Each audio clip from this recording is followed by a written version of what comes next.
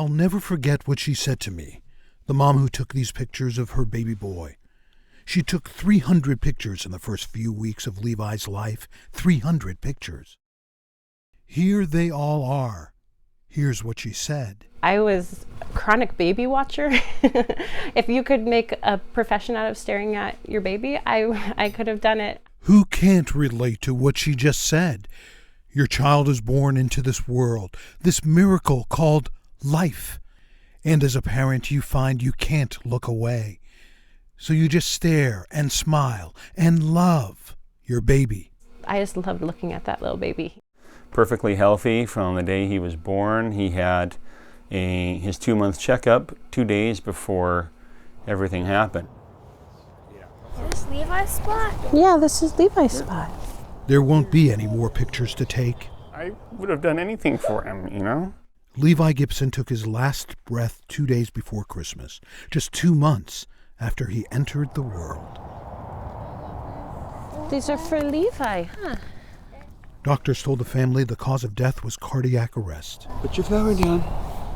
We were, literally blindsided by the whole situation. I miss you, Levi. Yeah. Me too. No parent should have to bury their child.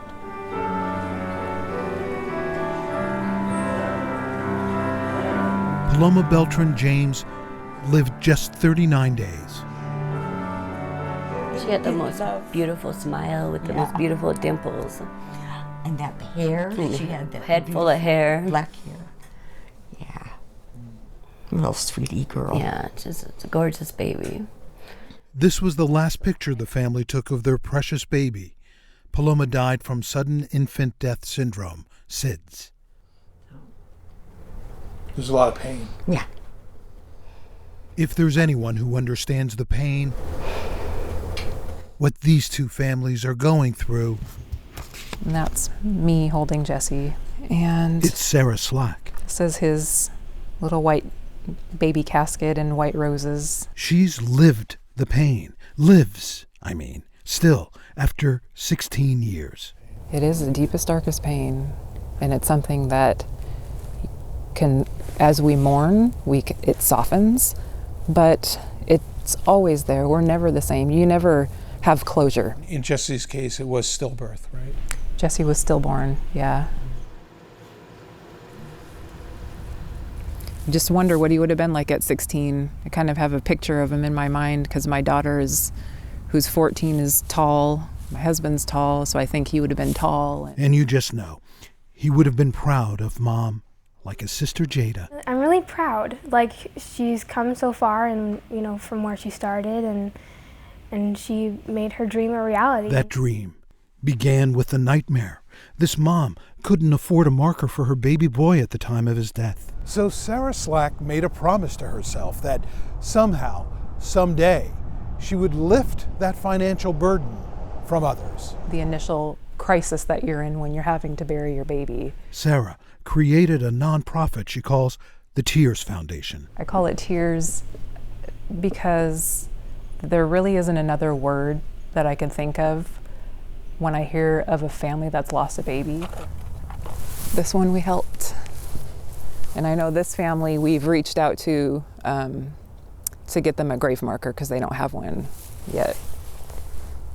This looks like a new one right here. And it started with literally helping one family. One family in Tacoma, Washington. Yeah. That was in 2003. One family. Yeah. Then we had 6 families, 2004. Then 12 families. In 2005. The number of families Tears helps with funeral costs keeps going up, thanks to the generosity of donors and one woman's promise to you. Let us help you. Honor your baby how you want. Talk about making a difference. The Tears Foundation helped 712 families in 2016, and they're now in 20 chapters in the United States. New York to Arizona to Puerto Rico, Michigan, North Carolina, South Carolina. Washington, across the country.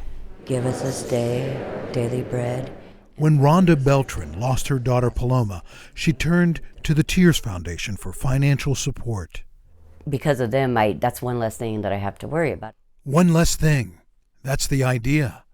And by doing this, Sara honors Jesse. And so what that day will be like when I see him one day, to be like, Mom, look what you did. What Sara did. That'll be pretty cool.